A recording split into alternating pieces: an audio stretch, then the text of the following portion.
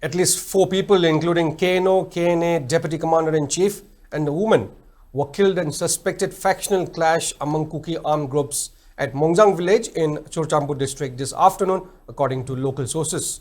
Among the deceased was Thengkothang Haukip alias Thapi, also known as Thangboy, aged 48, who served as Deputy Commander-in-Chief of Kuki National Organization, Kuki National Army, KNO, KNA.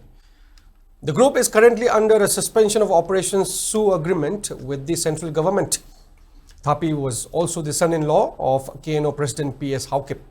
Sources said the Thapi had reportedly been linked to the killing of Chingtham Anand Singh, a former Deputy Superintendent of Police in More, and was also allegedly involved in looting of arms and ammunition from Tengnopur police station during the peak of ethnic violence in June 2023.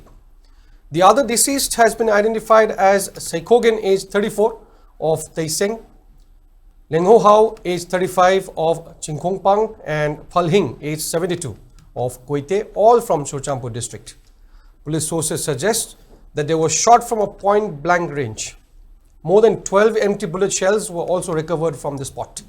Security has been tightened in the region as investigations are underway.